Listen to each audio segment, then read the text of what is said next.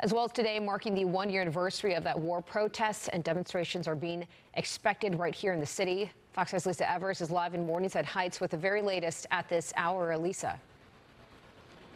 Well, Bianca, we're here on the Amsterdam Avenue side of Columbia University, right outside Hamilton Hall. That's the building that was occupied by students and many non-students last spring. They got in by smashing through glass doors as well as climbing up the walls and into open windows. But today there is much tighter security.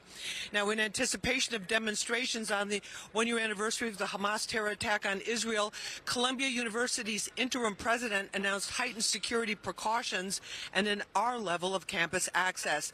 This means that to get through the main gates and on campus, you must have a Columbia University ID, which will also be checked at building entrances.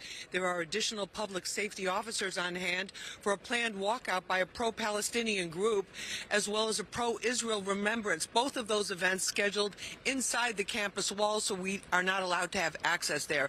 Campus buildings, except for residence halls, were closed from 7 p.m. last night until 7 a.m. this morning. Now, we spoke with one student who told us both sides, this is what he feels, both sides have a right to protest, but he will not let it interfere with his studies. Here's what the student had to say. Yeah, I received the email saying that all the buildings are closed until 7 a.m. today. But I understand that what they are trying to speak out are very, very important, crucial topics for themselves.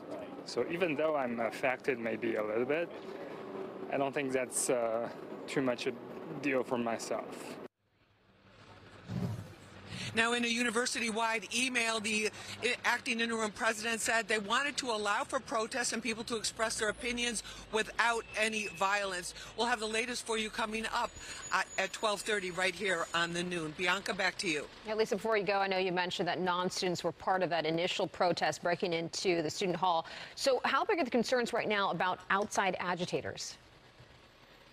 There are very big concerns, Bianca, because one of the protests that called for a walk-in that was supposed to start at 11:30 on this campus as well as in other campuses of other universities and colleges around the city and around the country was organized by a group that had organized some of the biggest protests following the October 7th terror attack. And also, after the arrests that were made last April, remember, we're standing right in front of the building that the NYPD went into through the window with special equipment. The officers were specially trained so that it was done safely. With those arrests, of the several hundred that were arrested, the police department said that more than half were non-students. So they're really being careful about who they're letting in. They have to have an ID just to get through the gate. They're also checking bags like you would check at many other buildings, or also even sometimes at the airport when they have to check through the bags as well. And that's what they're doing to try to keep these non-students off the campus. Whether they find a way to get in despite that remains to be seen. We'll be watching that closely. We're a little bit hampered, though, because since we're non-students and non-university members, we're not allowed to go into that campus and see for ourselves, but we're going to keep trying and have a report for you later on. Bianca? All right, Lisa, thank you for staying on top of that.